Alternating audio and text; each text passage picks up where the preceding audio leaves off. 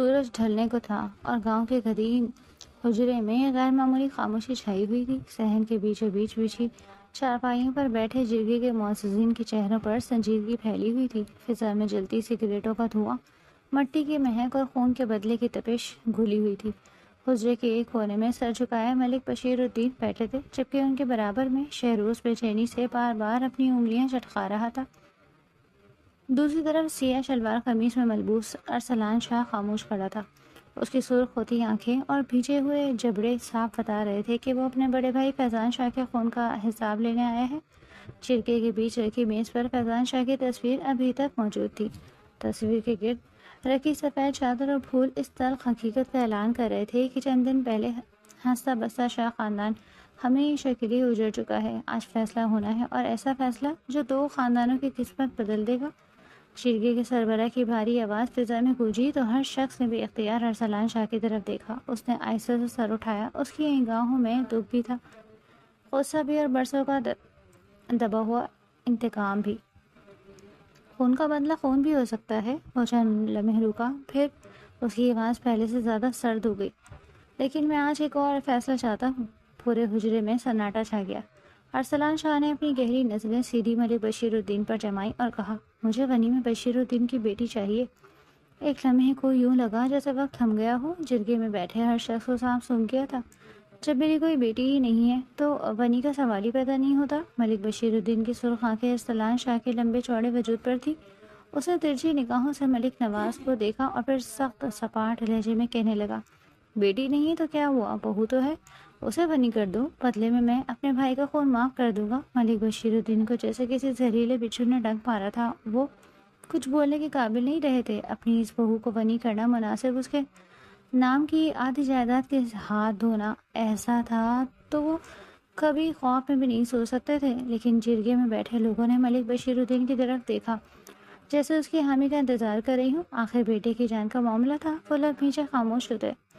وہ بہو جسے وہ حویلی سے باہر قدم بھی نکالنے نہیں دیتے تھے، اور سامنے بیٹھا ارسلان شاہ اسے بنی کرنے کا کہہ رہا تھا۔ جرگے میں بیٹھے تمام لوگوں کے سامنے انکار کرنے کی جرأت ان میں نہیں تھی۔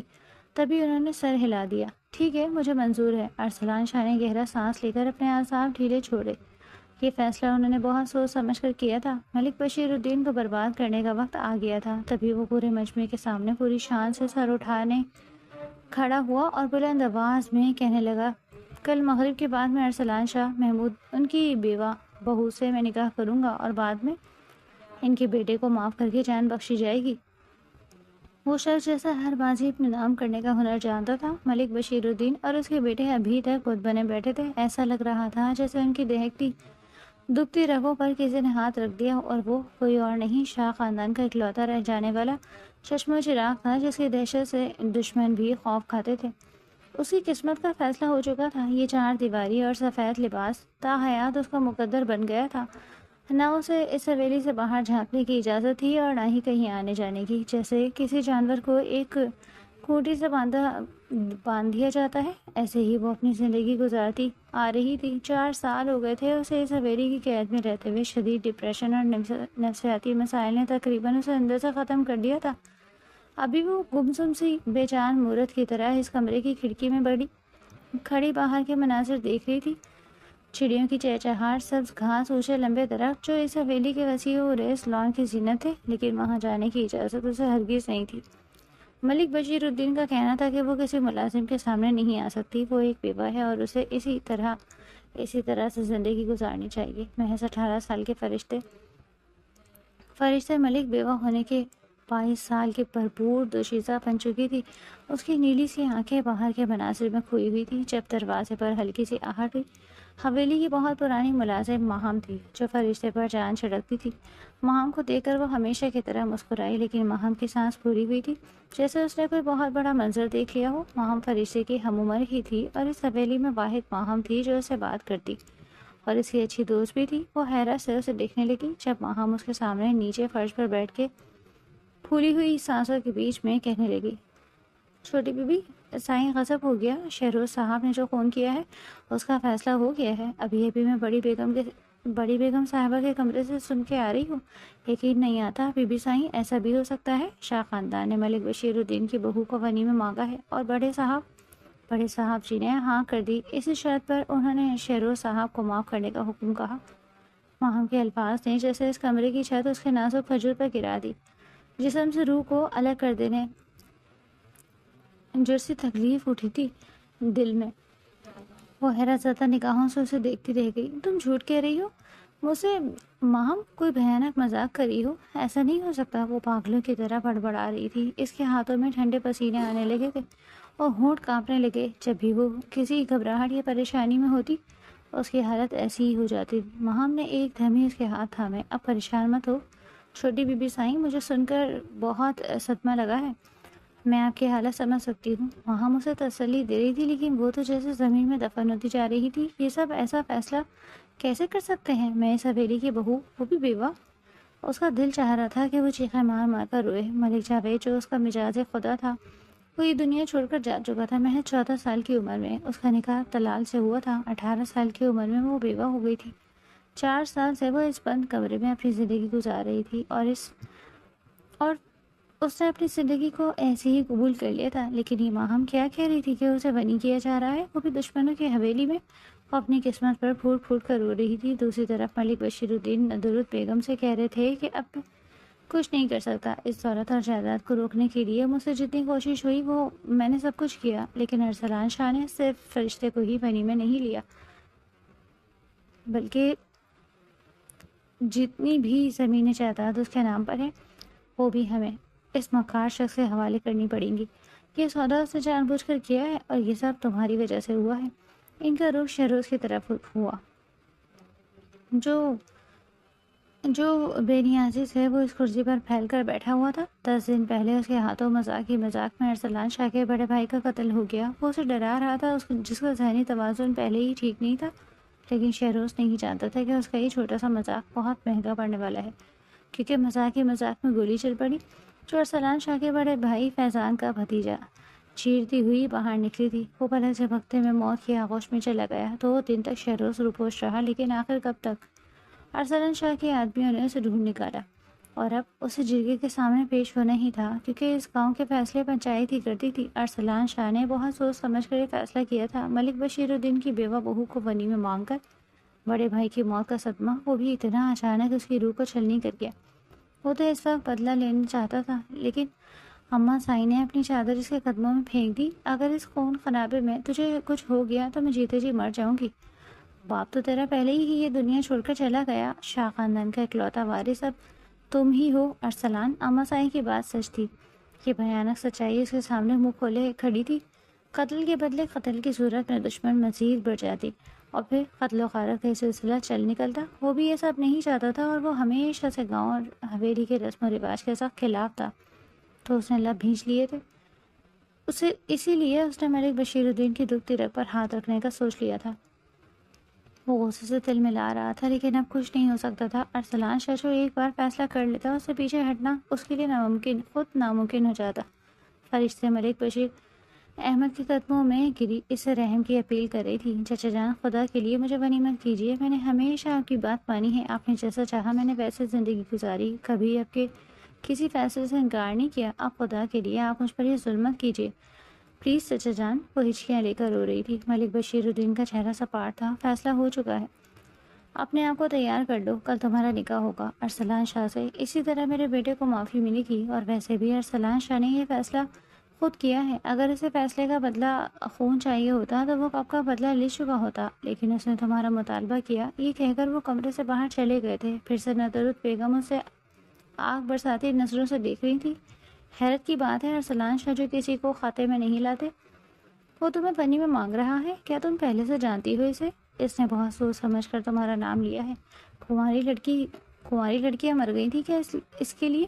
ان کی تیز نگاہوں میں عجیب سر تاثر تھا۔ یہ آپ کیا کہہ رہی ہیں چچی جان؟ میں بھلا اسے کیسے جان سکتی ہوں؟ آج تک آپ کی اجازت کے بغیر میں نے اس حویلی سے باہر قدم بھی نہیں رکھا، میں اس شخص کو کیسے جان سکتی ہوں؟ میرا اسے کوئی تعلق نہیں۔ میں نے اس حویلی کی 4 دیواری کو اپنا مسکن بنا لیا اور اپنی زندگی کے باقی دن بھی یہیں گزارنا چاہتی ہوں۔ پلیز آپ چچا جان کو سمجھائیں کہ وہ مجھے بنی نہ کریں۔ آپ جانتی ہیں میں نے ہر ظلم کو خوشی سے سہا ہے۔ وہ لوگ مجھ سے میرے جینے کا حق بھی چھین لیں گے۔ اس کی آنکھوں سے آنسو بہ رہے تھے، لیکن ندرت بیگم غصے سے کہنے لگی، مجھے تمہارے جانے کا دکھ نہیں لڑکی، سب سے زیادہ دکھ تو مجھے اس بات کا ہے کہ ہم اپنی آدھی جائیداد سے محروم ہو جائیں گے، ورنہ تم ہمارے لیے کسی فالتو شے کی طرح ہو جسے بند کمرے کے کونے میں پھینک دیا جاتا، لیکن ہمارے بیٹے کی زندگی میں بڑھ کر ہمارے لیے کچھ بھی نہیں۔ ہم نہیں چاہتے کہ تمہاری نحوست کی وجہ سے ہمارا دوسرا بیٹا بھی جان سے ہاتھ دھو بیٹھے۔ ایک بیٹے کو تو کھا ہی گئی ہو، دوسرے بیٹے کو چاہتے ہیں زندگی دیتی جاؤ، اور اگر ہم نے تمہیں ارسلان شاہ کے حوالے نہیں کیا تو وہ ہمارے بیٹے کو مار دے گا۔ بہتر ہے کہ تم اپنا منحوس وجود لے کر اس حویلی سے دفع ہو جاؤ۔ ان کے لہجے میں فرشتے کے لیے صرف تحقیر تھی۔ وہ نیچے فرش پر بیٹھی گھٹنوں میں منہ چھپائے روتی رہی۔ کسی کو اس پر رحم نہیں آ رہا تھا۔ آج کی رات اس پر بہت بھاری گزرنے والی تھی۔ جب چچا جان 4 سال پہلے اس کے کمرے میں آئے، اس وقت وہ میٹرک کے امتحان کی تیاری کر رہی تھی۔ آتے ہی انہوں نے فرشتے کے سر پر ہاتھ رکھا اور ایک حکم سنایا، میں تمہارا نکاح کر رہا ہوں طلال سے۔ اور وہ ساکت نظروں سے چچا کو دیکھتی رہ گئی۔ وہ حیران تھی کہ وہ ایسا کیسے سوچ سکتے ہیں۔ ان کا بیٹا فرشتے سے عمر میں بہت بڑا تھا۔ ملک خاندان کا سب سے بڑا بیٹا ملک طلال نہایت ہی سور اور شاندار پرسنالٹی کا مالک تھا۔ ملک خاندان کا وہ سب سے قابل، ہونہار اور نیک دل لڑکا تھا جو فرشتے کی قسمت میں حقیقت فرشتہ بن کر آیا تھا۔ فرشتہ اس سے عمر میں بے حد چھوٹی تھی اور اس نے اپنے نکاح میں ہوتے ہوئے فرشتے کو کبھی چھونے کی کوشش نہیں کی تھی۔ اس کے ہوتے ہوئے سب فرشتے کے ساتھ اچھا سلوک کرتے تھے۔ طلال ملک نے معصوم سے فرشتے کی زندگی کو پرسکون بنا دیا تھا۔ زندگی بہت اچھے سے گزر رہی تھی۔ طلال کا یہی ارادہ تھا کہ وہ اسے شہر کی سب سے بہترین یونیورسٹی میں ایڈمیشن دلائے گا تاکہ وہ اپنی تعلیم، اپنے خواب پورے کر سکے، لیکن قسمت کو شاید کچھ اور ہی منظور تھا۔ ایک کار ایکسیڈنٹ میں طلال کے سر پر شدید چوٹ آئی اور وہ جان کی بازی ہار گیا۔ طلال کے مرنے کے بعد حویلی والوں نے فرشتے کو جیتے جی مار دیا۔ اس معصوم کو دن رات اپنے شوہر کو کھا جانے کے طعنے دیے جاتے اور کئی دن بھوکا رکھا جاتا، اس حویلی کے کمرے میں بند کر دیا جاتا۔ اسے 4 سال سے باہر کی دنیا نہیں دیکھی تھی۔ ہوا کیسی محسوس ہوتی ہے وہ یہ بھی بھول گئی تھی۔ اپنی زندگی کے دن بسر کر رہی تھی، لیکن قسمت نے یہاں پر کھایا تھا اور اس کے چچا ملک بشیر الدین نے اپنے بیٹے کو بچانے کے لیے اسے بری کر دیا۔ فرشتے تو پہلے ہی اس حویلی کی 4 دیواری میں گھٹ گھٹ کر زندگی گزار رہی تھی۔ ماں باپ کے مرنے کے بعد چچا اور چچی جان ہی اس کے سرپرست ہے۔ سنا تھا کہ اس کی ماں، جس نے اپنے خاندان کی روایت اور اصولوں کے خلاف جا کر اس کے باپ کی محبت کی شادی کی تھی، اس کی پیدائش کے محض چند ماہ بعد ہی ایک بھیانک کار ایکسیڈنٹ نے اس کے ماں باپ کے انتقال کر گئے۔ ان کے انتقال کے بعد وہ بالکل تنہا اس دنیا میں رہ گئی تھی۔ کہنے والے کہتے ہیں کہ یہ ایکسیڈنٹ کسی نے جان بوجھ کر کروایا تھا اور وہ اپنی ماں کے خاندان کے بارے میں نہ جان سکتی تھی وہ کون سے خاندان سے تعلق رکھتی تھی، کیونکہ چچا چچی اس بارے میں کوئی بات کرنا پسند نہیں کرتے تھے، بلکہ چچا جان تو نہ صرف اسے بلکہ اس کی ماں سے بھی شدید نفرت کرتے تھے۔ حالانکہ اس کے مرنے کے بعد بھی وہ عورت اس حویلی میں آتی ہی نہ ہی میرا بھائی اس دنیا سے جاتا، یہ سب اس کی ماں کا کیا دھرا ہے۔ اکثر چچا جان یہ بات دہراتے رہتے تھے۔ اس کے دل سے گہری آہ نکلتی۔ وہ حیرت سے سوچتی کہ زندگی اس پر اتنی مہربان کیوں ہے، لیکن اب جب اس نے ماہم کی زبانی یہ سنا کہ اسے ونی کیا جا رہا ہے تو وہ جیتے جی مرنے جیسی ہو رہی تھی۔ چچا جان کے آگے ہاتھ جوڑ کر گر گیا ہی۔ چچی کی منتیں کی تھی لیکن ان سب نے منہ موڑ لیا۔ دکھ تو اس بات کا بھی تھا کہ وہ جائیداد کا آدھا حصہ جس کی مالک فرشتے تھی وہ بھی ان کے ہاتھوں سے جانے والا تھا۔ جرگے میں فیصلہ ہو چکا تھا اور اس پر عمل کرنا ملک بشیر الدین کے لیے بہت ضروری تھا۔ فرشتے کی آنکھیں رو رو کر خشک ہو گئی تھی، اس کی روح تڑپ رہی تھی، اس کا معصوم سا دل آنے والے لمحات کے خیال سے بری طرح لرز رہا تھا۔ وہ اچھی طرح جانتی تھی کہ بنی ہونے والی لڑکیوں کے ساتھ دشمن کیا سلوک کرتے ہیں۔ ذلت اور بے عزتی اس کو مقدر بننے والی تھی۔ آنکھوں میں آنسو تھے لیکن کسی نے بھی اس کے آنسو نہیں دیکھے تھے، کھجا کے اس کا دکھ محسوس کرتے۔ سیاہ رنگ کے سادہ سے سوٹ اور سر پر رنگین چنری لیے ہمیشہ کے لیے ارسلان شاہ کے نام ہونے والی تھی۔ وہ سویرے سے رخصت ہونے والی تھی۔ اسے تو اتنی بھی امید نہیں تھی کہ چچا جان یا چچی جان اسے وہاں کبھی ملنے آئیں گے۔ وہ ایک ایسی قید میں جا رہی تھی جہاں سے کبھی بھی رہائی ممکن نہیں تھی۔ چچا جان نے اشارہ کیا اور وہ خاموشی سے نکل کے بعد گاڑی میں بیٹھ گئی، جس کے فرنٹ سیٹ پر ڈرائیور کے ساتھ ساتھ ارسلان شاہ بھی موجود تھا۔ اس کے مہنگے پرفیوم کی خوشبو گاڑی میں بکھری ہوئی تھی، جبکہ چادر میں سمٹی فرشتے نے اپنا چہرہ مکمل طور پر چھپا لیا تھا۔ وہ جانتی تھی کہ اسے اپنی حویلی میں لے جا کر کسی کوٹری میں پھینک دے گا۔ وہ کسی غلام کی طرح مشقت کرے گی اور بدلے میں ذلت آمیز رویہ اس کا مقدر بن جائے گا۔ چپ چاپ آنسو بہاتے وہ مسلسل روئی جا رہی تھی، لیکن اس نے یہ نہیں دیکھا تھا کہ گاڑی کے شیشے سے دو گرے گہرے بڑی بڑی آنکھیں اسے دیکھنے میں مصروف تھیں، جس کا چہرہ بھی صحیح طرح سے دکھائی نہیں دے رہا تھا۔ فرشتے تو یہ سوچ کر حیران تھی کہ اس نے تو بیوگی کو اپنا مقدر مان لیا تھا، پھر کیسے کوئی ایک بیوہ کو اپنے نگاہ میں لینے پر آمادہ ہو سکتا؟ آخر ارسلان شاہ اس بیوہ میں کیا ایسی بات نظر آئی؟ تبھی اچانک اس کے ذہن کو زوردار جھٹکا لگا۔ کروڑوں کی جائیداد، وہ زمینیں جو اس کے باپ کے نام پر تھی، اچھا تو یہ سب اسی لیے کیا گیا ہے۔ اس کی آنکھیں پانیوں سے بھر گئی۔ وہ اپنے آپ کو حالات کے دھارے پر چھوڑ کر سیٹ کی پشت سے سر ٹکا گئی۔ حویلی پہنچ کر اس کا پورا وجود کانپ رہا تھا، ٹانگیں کانپ رہی تھی۔ نازک وجود جو پہلے ہی کمزور تھا مزید کمزور اور بوجھل محسوس کرتے اس سے قدم اٹھانا مشکل ہو رہا تھا۔ 2 دن سے تو اس نے ٹھیک طرح سے کھانا بھی نہیں کھایا تھا اور نہ ہی اسے کسی بھوک کی طلب ہو رہی تھی۔ ایسا لگ رہا تھا دھیرے دھیرے موت اس کی طرف بڑھ رہی ہے۔ وہ خاموشی سے اس لمبے چوڑے کالے رنگ کے کاٹن کے کپڑے پہنے ہوئے تھی، اس شخص کے پیچھے پیچھے چل رہی تھی جس کے آگے ایک ملازم تھا، جبکہ وہ بے نیازی سے شاندار حویلی میں قدم رکھتا مسلسل آگے بڑھا تھا اور وہ غلام کی طرح اس کے پیچھے چل رہی تھی۔ جیسے اس نے لاؤنج پہ قدم رکھا، اچانک ہی کسی عورت کی تیز آواز اس کے کانوں میں پڑی۔ لے آئے ہو اسے ارسلان شاہ؟ فرشتے نے نظر اٹھا کر بھی نہیں دیکھا۔ وہ منتظر تھی ابھی کوئی آئے گا اور اسے دونوں ہاتھوں سے مارنا شروع کر دے گا، پری ہو کر جو آئی تھی۔ لیکن اچانک ہی کوئی عورت اس کے سامنے آ کر کھڑی ہو گئی اور اس کا چہرہ اپنے دونوں ہاتھوں میں جکڑ لیا۔ اس پیش قدمی پر وہ حیران رہ گئی۔ نیلی نم آنکھیں اٹھا کر جیسے ہی سامنے کھڑی عورت کو دیکھا تو فرشتے کو ان کی آنکھوں میں اپنے لیے محبت نظر آئی۔ وہ حیرت سے سامنے کھڑی عورت کے مہربان چہرے کو دیکھتی رہ گئی، جو اس کا چہرہ دونوں ہاتھوں میں جکڑے ہوئے تھی۔ پھر وہ 2 قدم چلتے ہوئے آگے بڑھی اور اس نے فرشتے کی پیشانی پر اپنے لب رکھ دیے، پھر اسے اپنے سینے سے لگا لیا۔ فرشتے کے لیے یہ صورتحال بالکل غیر متوقع تھی۔ وہ جتنا بھی حیران ہوتی اتنا ہی کم تھا۔ ہو بہو اس پر گئی تھی، ان کی آنکھیں آنسو بہا رہی تھی، جبکہ فرشتے بت بنی کھڑی حیرت سے اس ادھیڑ عمر کی عورت کو دیکھ رہی تھی۔ ویسے محبت بھرے رویے کی توقع نہیں کر پاتی تھی، تبھی تو حیران تھی۔ مجھے بہت خوشی ہو رہی ہے ارسلان کہ تم نے اس لڑکی کو اپنے نکاح میں لے لیا، ورنہ یہ ساری زندگی وہیں اس 4 دیواری میں قید رہتی۔ اس ظالم شخص نے تو اس کی زندگی کا حق ہی چھین لیا تھا۔ وہ محبت سے اسے اپنے سینے سے لگائے کھڑی تھی، پھر اس کا پریشان چہرہ دیکھ کر کہنے لگی، کیوں اداس اور پریشان ہو میری بچی؟ یہاں ہم تمہارے دشمن نہیں بلکہ تمہارے اپنے ہیں میری گڑیا۔ یہ حقیقت سن کر فرشتے بھی یقینی کی کیفیت میں تھی۔ تب اس نے غیر ارادی طور پر نظر اٹھائی اور سامنے کھڑے شخص پر نگاہ ڈال کر دوبارہ جھکا لی تھی۔ ابھی کچھ دیر پہلے ہی اس کا ارسلان شاہ سے دوسرا نکاح ہوا تھا، ایک بیوہ سے نکاح کرنے پر اسے آخر کس نے مجبور کیا تھا؟ وہ حیرت سے سوچے جا رہی تھی۔ دشمن کا مہربان سلوک اس کی سمجھ سے باہر تھا۔ تبھی وہ عورت کہنے لگی، جویریہ جلدی آؤ، میں نے تم سے کہا تھا نا جب فرشتے اس حویلی میں آئے تو تم نے اس کا بہت شاندار استقبال کرنا ہے۔ تبھی جویریہ پھولوں سے بھرا ہوا تھال لے کر ان کے پاس چلی آئی اور وہ پھول حیران فرشتے کھڑے پر برسانے لگی۔ وہ جو کانٹوں کی توقع کر رہی تھی ایک دم ہی اپنے اوپر ہونے والے پھولوں کی برسات پر کچھ بولنے کے قابل ہی نہیں رہی، جبکہ ارسلان شاہ کے چہرے پر ایک ہلکی سی مسکراہٹ آئی تھی۔ وہ اچھی طرح جانتا تھا کہ اس کی ماں سائیں اس لڑکی کا اتنا شاندار استقبال کیوں کر رہی ہیں، بھلا اتنی خوش کیوں نظر آ رہی ہیں۔ یہ سب اس نے اپنی ماں کی خواہش پوری کی تھی۔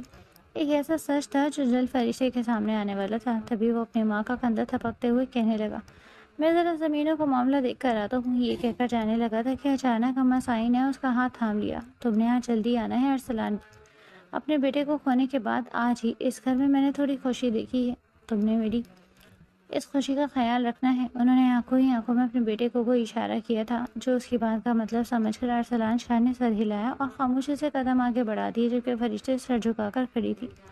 وہ سارے معاملات سے انجان تھی اور چپ چاپ بت بنی اور اپنے ساتھ ہونے والی ان کی مہربان سلوک پر حیران تھی۔ اسے صوفے پر بٹھا دیا گیا تھا اور وہ جویریہ سے کہنے لگی، اس لڑکی کو بلاؤ نا جو فرشتے کو دلہن کی طرح سجائے گی۔ فرشتے کے سنگار میں کوئی کسر باقی نہیں رہنی چاہیے۔ میرے ارسلان کی دلہن ہے آخر، میرے ارسلان کی دلہن، میری سارا کی نشانی۔ اس عورت کے منہ سے اپنی ماں کا نام سن کر وہ چونک گئی۔ تبھی حیرت اور جھٹکے سے اسے سر اٹھایا تو اماں سائیں کو روتی ہوئی دیکھ کر وہ حیران رہ گئی۔ تھوڑی دیر بعد جویریہ اسے اماں سائیں کے کمرے میں لے گئی۔ تبھی ایک لڑکی آئی تھی جو پارلر کا کام کرتی تھی، جس کا نام منیبہ تھا۔ اس نے تھوڑی ہی دیر میں فرشتے کو دلہن کی طرح تیار کر لیا تھا۔ اس کا چاند سا چہرہ کسی روشن آفتاب کی طرح چمک اٹھا۔ وہ حیران تھی، تبھی منیبا اسے کہنے لگی، آپ تو بہت ہی خوبصورت ہیں، سادگی میں ہی اتنی پیاری لگ رہی ہیں، دلہن بن کر تو قیامت ڈھا رہی ہیں۔ ارسلان سائی تو آج آپ کو دیکھ کر فدا ہو جائیں گے۔ فرشتے کا دل ہر قسم کے تاثرات سے خالی تھا۔ اس کے ساتھ اتنا حیرت انگیز معاملات ہو رہے تھے کہ وہ کچھ بھی سمجھ نہیں پا رہی تھی۔ وہ لڑکی منیبا اسے کہنے لگی، ایک بار اپنے آپ کو آئینے میں دیکھیں تو صحیح، آپ نے ایک بار بھی آئینے میں خود کو نہیں دیکھا، یقین کریں پہچان نہیں پائیں گی۔ اور اس کی منتیں کرنے کے بعد اس نے ایک نظر اٹھا کر اپنے آپ کو آئینے میں دیکھا اور پھر خود کو پہچان نہ سکی۔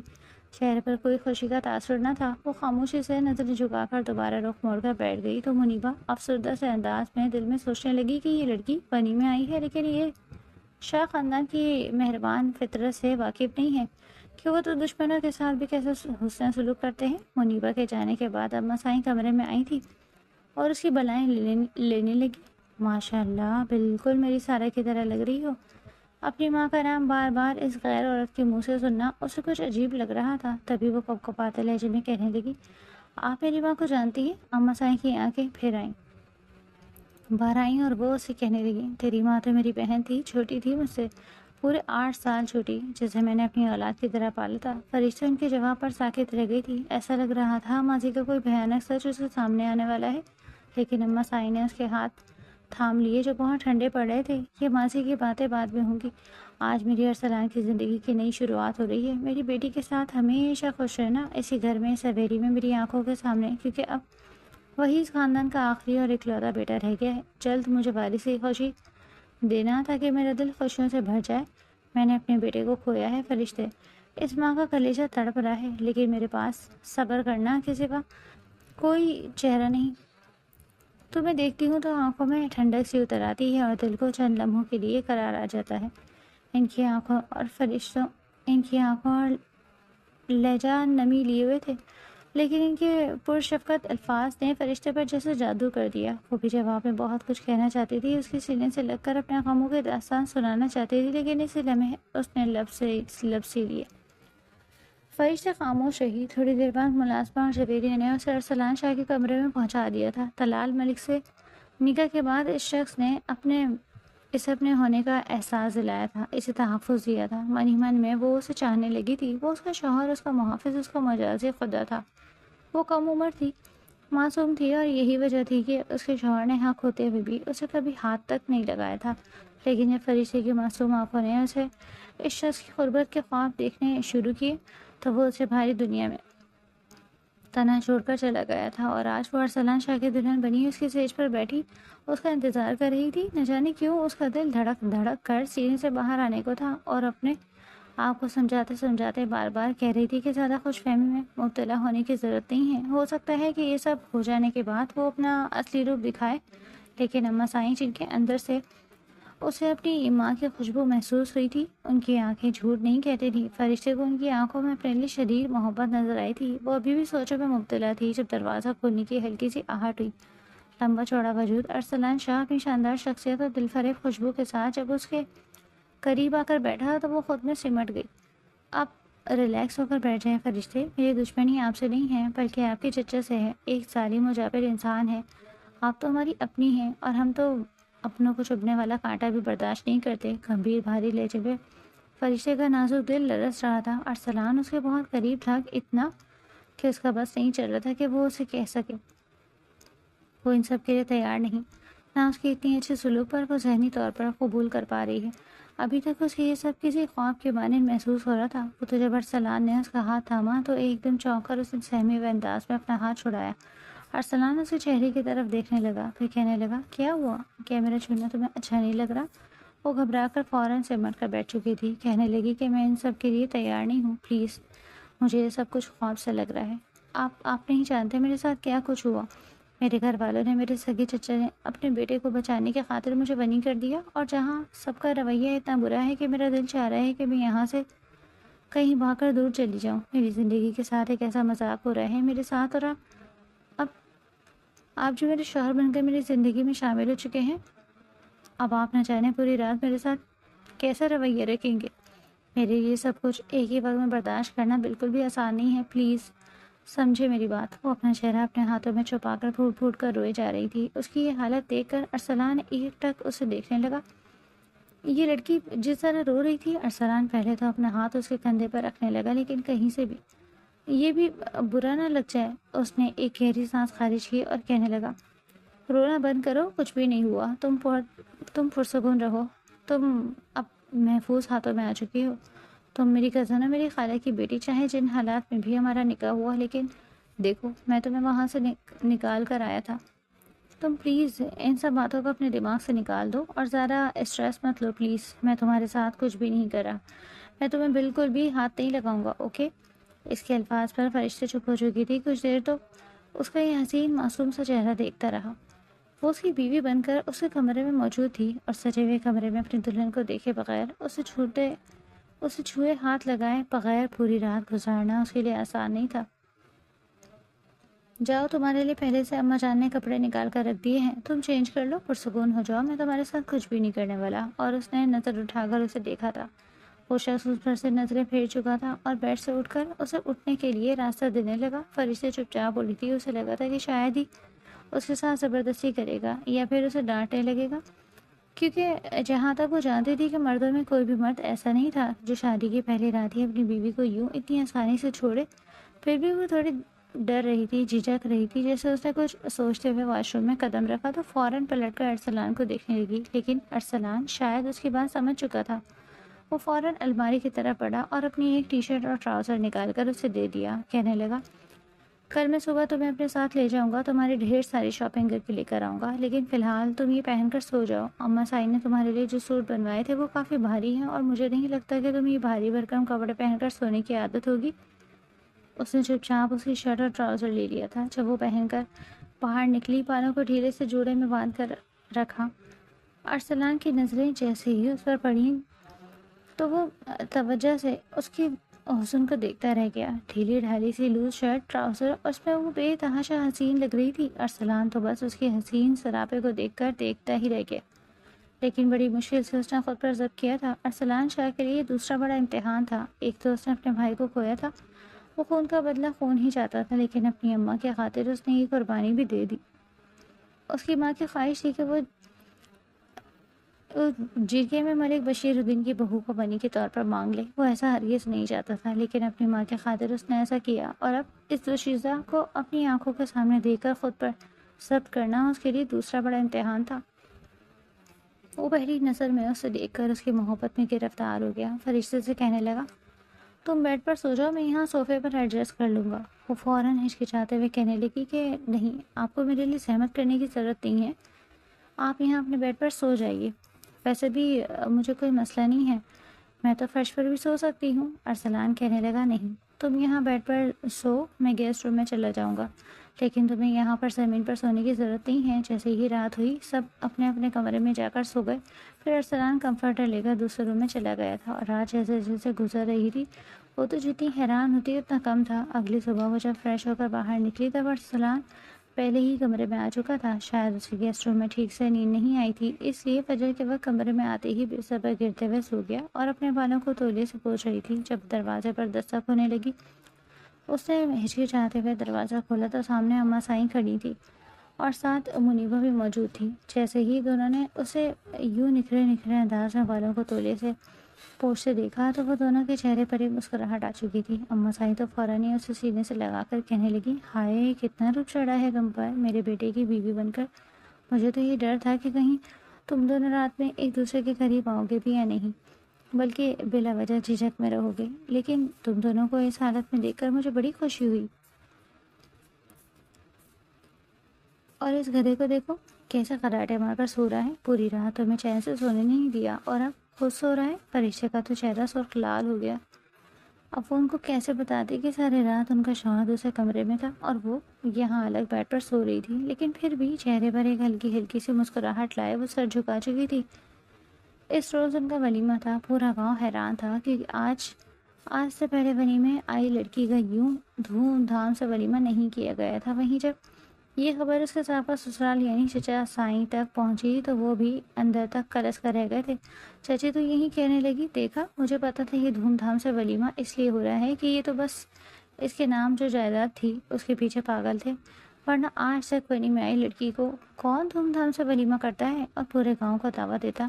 ولیمے کی دلہن بنی خاندان سے برات پہن کر وہ آج بھی قیامت ڈھاری تھی۔ ارسلان کا تو تن من جلتا جا رہا تھا، اتنے سالوں سے اس نے اپنے جذبات کو دبا کر رکھا ہوا تھا، تب تک باہر کسی لڑکی کے ساتھ اس نے کوئی رشتہ نہیں رکھا تھا۔ اس کا یہی سوچ رہا تھا کہ وہ اگر خود پاک دامن رہے گا تو اسے بیوی بھی پاک دامن ملے گی، لیکن وہ کیسے اس کے قریب آتا؟ وہ تو جیسے ہی کمرے میں آئے تھے اسے منہ دکھائے کر گفٹ دے دی، لیکن جلدی سے اس نے اپنا منہ اٹھا کر سر پر اوڑھ لیا۔ یہ دیکھ کر ارسلان تھوڑا بدمزہ سا ہونے لگا تھا۔ کہنے لگا، شوہر ہوں میں تمہارا، مجھے دیکھ کر تم خود کو یوں ٹھیک کرنے لگتی ہو، دوپٹہ ایسے ٹھیک کرتی ہو جیسے پتہ نہیں میں تم پر کوئی گندی نظر رکھوں گا۔ ارے بھائی، بیوی ہو تم میری، اگر تمہیں نظروں سے دیکھ بھی لوں تو حق ہے میرا، پلیز خود کو مجھ سے چھپایا نہ کرو۔ لیکن فرشتے سنجیدگی سے سر جھکا چکی تھی، اس کا دل و دماغ ارسلان کو قبول کرنے کو فی الحال تیار ہی نہیں تھا۔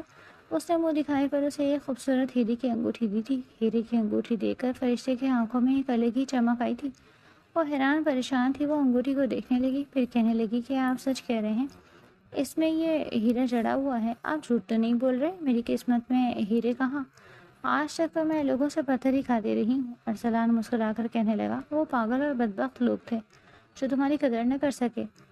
اب اپنا پیارا سا ہاتھ آگے کرو، میں خود تمہارے ہاتھ میں اس انگوٹھی کو پہنانا چاہتا ہوں۔ اس نے اپنا ہاتھ آگے کیا تو مسکراتے ہوئے ارسلان نے اس کے ہاتھ میں انگوٹھی پہنائی تھی، لیکن اگلی بار جب تک اس کے ہاتھ کی گرمائش محسوس کی تو فوراً اس نے اپنا ہاتھ اس سے چھڑا لیا اور شکریہ کہہ کر دوسری طرف مڑ چکی تھی۔ دن گزرنے لگے تھے، دھیرے دھیرے فرشتے کا دل اس گھر میں لگنے لگا۔ سب کے ساتھ اس کا رویہ اچھا تھا۔ اما سائی کی محبت سے واقعی یقین ہو چکا تھا کہ اب وہ محفوظ ہاتھوں میں آ چکی ہے۔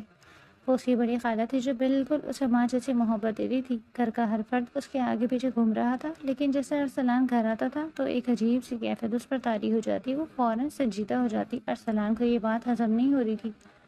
شادی کو 20 روز گزر چکے تھے۔ اس روز جب وہ گھر واپس لوٹا تو موسم کافی حسین تھا، بارش بھی ہو رہی تھی اور اس کے جذبات پہلے سے بھی زیادہ بھڑکتے جا رہے تھے۔ جیسے ہی گھر آیا تو سامنے ہلکے پھلکے لائٹ پنک کلر کی فراک میں فرشتے کی ظہور سے کم نہیں لگ رہی تھی۔ اس نے اپنے بالوں کو چٹیا کی صورت میں کندھے پر ڈالا ہوا تھا اور دوپٹہ ایک کندھے پر تھا۔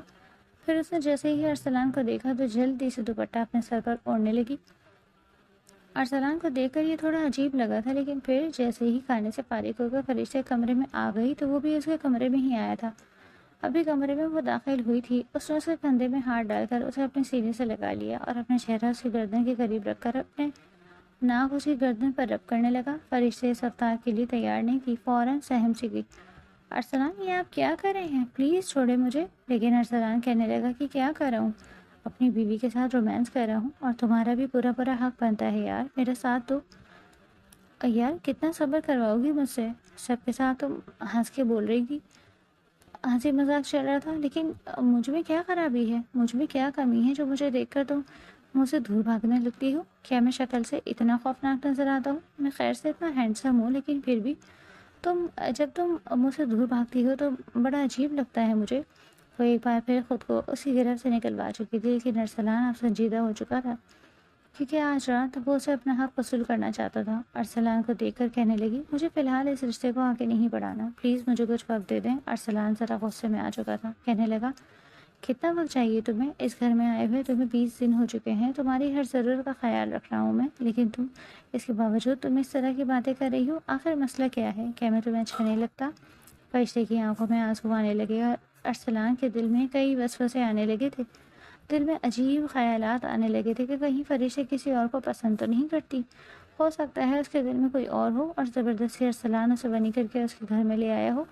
لیکن اس گھر میں بھی ونی کی طرح اس کے ساتھ کسی نے بھی کوئی غلط رویہ نہیں رکھا، اسے تو الٹا اس کا احسان من ہونا چاہیے تھا، لیکن پھر یہ لڑکی کیوں اسے اپنا شوہر ماننے سے انکار کر رہی ہے؟ بڑی عزت کے ساتھ ارسلان اسے طرف دیکھ کر کہنے لگا، فرشتے، کیا تمہارے دل میں کوئی اور ہے؟ کیا تم میرے ساتھ شادی کر کے خوش نہیں ہو؟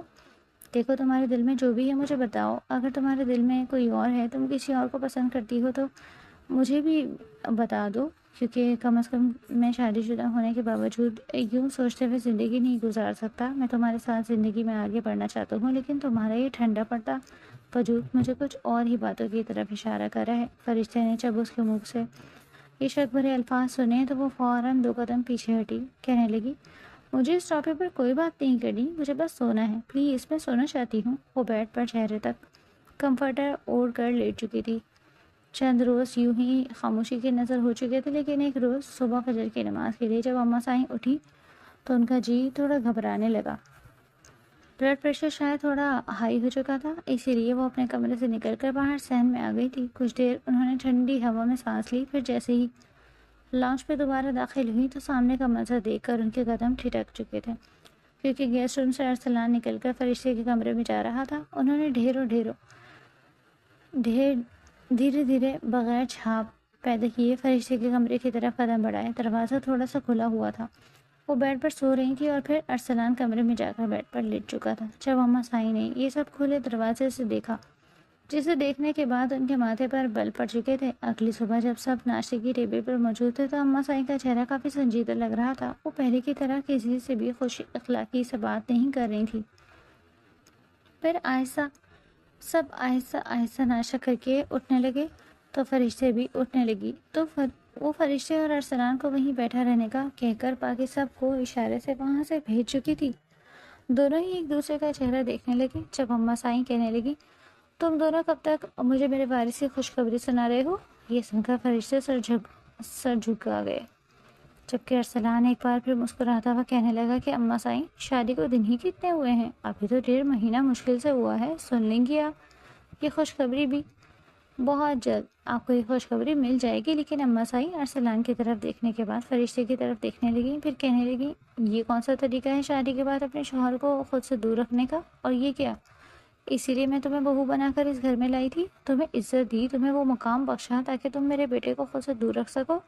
فرشتے کا چہرہ بالکل سر پڑ چکا تھا، وہ گھبرا چکی تھی، کہنے لگی اماں سائیں آپ کیا کہنا چاہتی ہیں؟ میں نے تو انہیں خود سے دور نہیں کیا۔ وہ فوراً ہاتھ اٹھا کر اسے چپ کروا کر کہنے لگی بس مجھے کوئی جھوٹ نہیں سننا، مجھے جھوٹ بولنے والے لوگوں سے سخت نفرت ہے۔ مجھے تو لگا تھا کہ تم دونوں اپنی ازدواجی زندگی میں خوش ہو گئے، ایک دوسرے سے محبت کرتے ہوگے، لیکن یہ تو صرف میری آنکھوں میں دھول جھونکا جا رہا ہے۔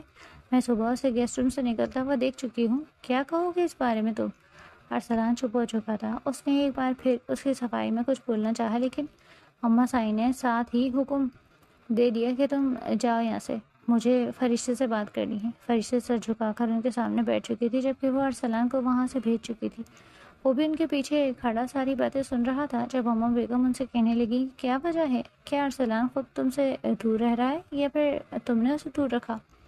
وہ سر جھکا کر معصوم صورت بنا کر کہنے لگی وہ میں نے ان کو خود سے دور رکھ رہی ہوں اماں۔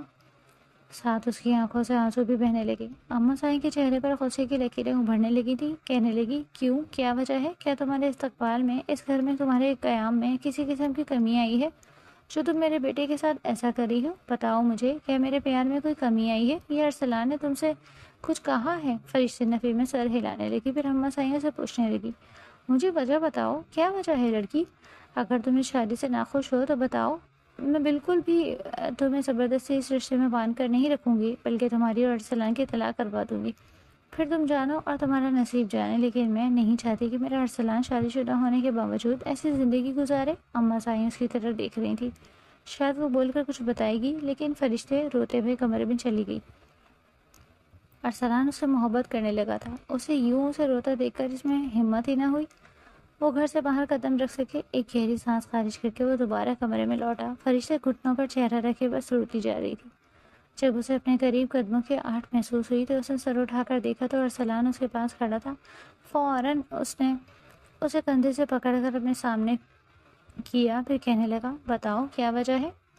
دیکھو میں تمہیں کچھ نہیں کہوں گا، سب تمہاری مرضی کا احترام کریں گے، بتاؤ مجھے تم کیا چاہتی ہو؟ کیا سچ میں تمہیں مجھ سے محبت نہیں؟ وہ آنکھوں میں آنسو لیے اسے دیکھ رہی تھی اور پھر گہری سانس خارج کر کے کہنے لگی کہ مجھے آپ کے ساتھ شادی ہی نہیں کرنی چاہیے تھی، میں آپ کو پسند ہی نہیں کرتی، آپ کہیں سے میرے ساتھ میل نہیں کھاتے، میں جانتی ہوں آپ جیسے مرد اور صرف وجود کے ہی بھوکے ہوتے ہیں، اس سے بہتر آپ مجھے طلاق دیتے ہیں، میں آپ کے ساتھ اس گھر میں مزید نہیں رہ سکتی۔ ارسلان جو اتنے پیار سے اسے پوچھ رہا تھا، اس کے منہ سے یہ الفاظ سن کر اس کا غصہ اونٹ کر آیا۔ کیا مطلب؟ کیا ہے تمہارا؟ آخر چاہتی کیا ہو تم؟ کس بات کا ایٹیٹیوڈ ہے تم میں؟ ایسے کیسے چھوڑ دوں تمہیں جانے دوں؟ جب تک تم مجھے حقیقت نہیں بتاؤ گی میں تمہیں اتنی آسانی سے نہیں چھوڑوں گا۔ مجھے سچ سچ بتا دو تمہارے دماغ میں کیا چل رہا ہے؟ اگر تو تمہاری زندگی میں تمہارے پہلے شوہر کے علاوہ کوئی اور مرد ہے تو مجھے بتا دو، میں تمہیں طلاق دینے سے پہلے اسے بھی ختم کر دوں گا اور تمہیں بھی، کیونکہ میں نے تمہیں بہت پہلے پوچھا تھا کہ تمہاری زندگی میں کوئی اور مرد ہے یا نہیں، تب تم خاموش رہی۔ اب اگر ایسی کوئی بات مجھے پتہ چلی تو میں تمہاری بھی سانسیں چھین لوں گا اور اس کی بھی۔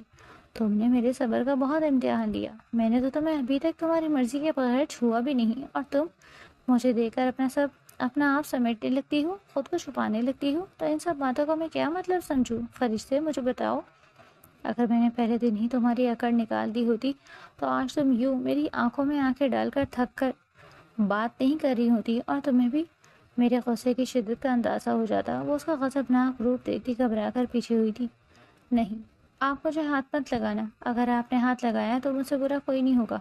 ارسلان نے اپنی شرٹ کے بٹن کھولنا شروع کر دیے تھے، شرٹ اتار کر ایک طرف پھینکی اور پھر فرشتے کی شرٹ کو سینے سے پکڑ کر کھینچ کر اپنے ساتھ لگایا۔ شرٹ پر سینے کے سامنے بٹن تھے جو ارسلان نے ایک ہی جھٹکے سے کھینچ کر توڑ دیے۔ جیسے ہی شرٹ اسے کندھوں سے سرکی، فرشتے نے جھٹ سے بازو دائیں بائیں رکھتے خود کو چھپانے کی کوشش کی تھی، لیکن اس کا حسین سراپا ارسلان کی بیباک نظروں کا سامنے تھا۔ فرشتے گھبرا کر پیچھے ہٹی، لیکن وہ ایک ہی جز میں اس تک پہنچ کر اسے قابو کرتا بستر پر گراتے اس کے نازک وجود پر حاوی ہوا۔ پلیز ارسلان، مجھ سے دور رہیں، لیکن وہ انسنی کرتا اس پر حاوی ہوتا چلا گیا، اپنے دونوں ہاتھ اس کے رانائیوں پر رکھ کر اسے بستر پر گرا گیا اور اس کے پورے وجود پر شدتیں لٹانے لگا۔ فائشہ چیخ رہی تھی، مزاحمت کر رہی تھی، پلیز ارسلان ایسا مت کریں، خدا کے لیے چھوڑ دے مجھے۔ لیکن جب اس کا اپنا صبر بھی جواب دینے لگا اور اسے لگا کہ وہ ارسلان کی شدتوں کے آگے ہار جائے گی، تو اس نے خود کو بے بس پا کر اپنا آپ ارسلان شاہ کو سونپ دیا۔ خود سپردگی کا یہ عالم ارسلان کی دیوانگی کو ہوا دینے کو کافی تھا، لیکن جیسے ہی ارسلان نے اسے آزاد کردے شرٹ اتارنی چاہی تو وہ تڑپ کر جیسے ہوش میں آئی اور اس سے لپٹ گئی۔ پلیز ارسلان، خود کو یہیں روک دیں، اب میرے نزدیک مت آئیں ورنہ بہت برا ہو جائے گا۔ آپ نہیں جانتے میں خود بہت بے بس ہوں، میں نہیں جیسے آپ کی زندگی خطرے میں پڑے۔ آپ سے نکاح کے وقت چچی جان نے مجھے کہا تھا کہ انہیں کسی پیر بابا نے کہا تھا کہ تمہاری بہو کی دوسری شادی ہوگی اور جس سے وہ شادی کرے گی، رشتہ قائم کرے گی، تو وہ شخص جان سے ہاتھ دھو بیٹھے گا۔ چچی جان نے کہا تھا کہ اس پیر بابا کی بات سچ ثابت ہوتی ہے، اور بس اسی وجہ سے میں آپ کو اپنے قریب نہیں آنے دے رہی تھی۔ ارسلان اس کا چہرہ دیکھنے لگا۔ پاگل ہو گئے تم فرشتے، کیسی باتیں کر رہی ہو تم کسی ایرے گیرا کی بات پر یقین کر کے اپنی زندگی کیوں خراب کرنا چاہتی ہو؟ وہ بے بسی سے چہرہ ہاتھوں میں چھپا کر پھوٹ پھوٹ کر رو دی اور ہچکیاں رہتے ہوئے بولی، یہی سچ ہے ارسلان، میں بہت زیادہ پریشان ہوں۔ اگر آپ میرے قریب آ گئے، مجھ سے رشتہ قائم کر لیا، تو آپ کی جان کو خطرہ ہو جائے گا۔ پلیز ارسلان، میں آپ سے بہت محبت کرتی ہوں، میرے ساتھ ایسا کچھ مت کریں، میں آپ کو کھو کر زندہ نہیں رہوں گی۔ ارسلان اس کا چہرہ دیکھ رہا تھا، جو آج کے زمانے میں بھی اس طرح کی باتوں پر یقین رکھتی تھی۔ اسے نرمی سے فرشتے کے لبوں پر انگلی رکھتے اسے خاموش کیا اور پھر اس کے لبوں پر جھکتا چلا گیا۔ اس کے لبوں کو اتنی شدت سے بھینچا کہ اس کا ہونٹ ایک طرف سے زخمی ہوا۔ ارسلان پلیز۔ ارسلان نے اس کی مزاحمت کو نظر انداز کرتے اسے ہر پردے سے آزاد کرتے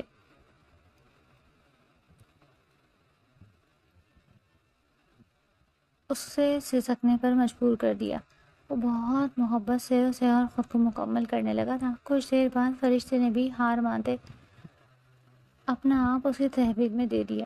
میری جان، میرا چاہنا، میرا محبت کرنا اچھا لگ رہا ہے نا؟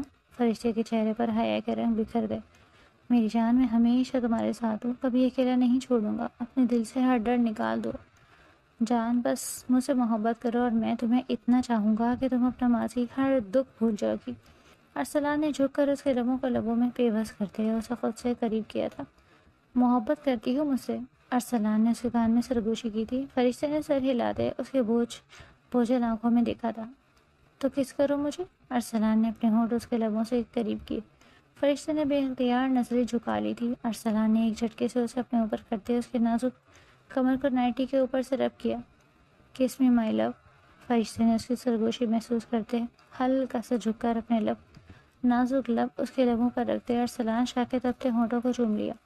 تبھی ارسلان نے بھی شدت اختیار کرتے اس کے لبوں کو لبوں میں پیوست کر لیا تھا۔ دھیرے دھیرے نائٹی کو اس کے وجود سے الگ کرتے وہ اسے خود میں سمونے لگا اور فرشتے کی میٹھی میٹھی آہوں نے اسے مزید بہکایا۔ دونوں کے درمیان الفاظ کی ضرورت ختم ہو چکی تھی۔ خاموشی میں چھپی قربت اور ایک دوسرے کی سانسوں کی حدت ہر احساس کو اور گہرا کری تھی۔ فرشتے نے دھیرے سے اپنا آپ ارسلان کے حوالے کر دیا۔ ارسلان نے اسے اپنے حصار میں سمیٹ لیا۔ باہر رات اپنی خاموشی میں ڈوبی ہوئی تھی، جبکہ اندر دو دل ایک نئے سفر کے آغاز کا احساس اپنے دلوں میں سجا رہے تھے۔